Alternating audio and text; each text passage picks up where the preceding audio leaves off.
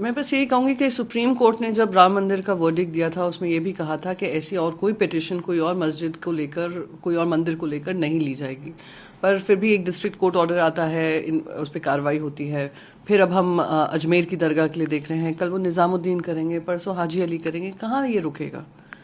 कुछ चीजें हैं इतिहास की जिसने हमारे ऊपर हमने देखा है अत्याचार हुए हैं, कोशिशें हुई हैं, साजिशें हुई हैं, पर वो इतिहास को पुनः वापस रिपीट नहीं करना जरूरी है और सोसाइटी में इस तरीके का ध्रुवीकरण जरूरी नहीं है। तो सुप्रीम कोर्ट, मैं उम्मीद करती हूँ, इसका संज्ञान लेकर ऐसे सारे जो भी ध्रुवीकरण फैलाने वाली चीजें हैं, मंदिर मस्जिद का फिर से नैरेटिव बनाती हैं, उसको खत्म करने की कोशिश करेंगे, क्योंकि it will only lead to more bloodshed.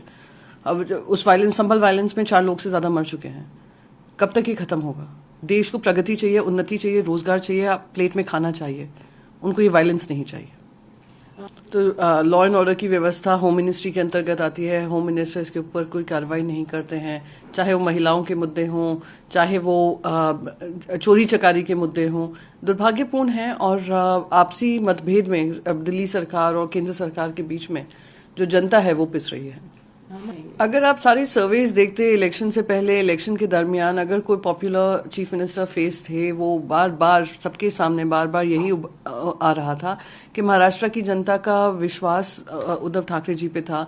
हमने भी ये जताया था कि अगर डिक्लेयर कर दें कि कौन से चेहरे के अंदर हम पूरा कैंपेन लड़ रहे हैं तो वो फायदेमंद का साबित होगा।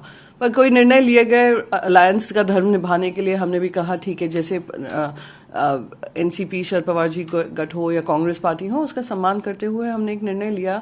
अब बाकी जो मुद्दे हैं, किस कारणवश हम हारे हैं, क्या क्या रीजन रहे, अगर आप वोट का शेयर देखें, जिस तरीके से लोकसभा चुनाव से लेकर विधानसभा चुनाव में 13% इंक्रीज होता है वोटर्स का, 71 लाख वोटर्स ऐड होते हैं, जो आज तक इतिहास में नहीं हुआ है। अगर आप 2019 में जाएंगे, करीब 2% जंप था, यहाँ पे 13% जंप है। और ऐसी सीट्स हैं, 50,000 वोटर्स ऐसे 50 असेंबलीज में आए हैं वोट करने, और उनमें से 47 सीट पे महायुति की जीत हुई है।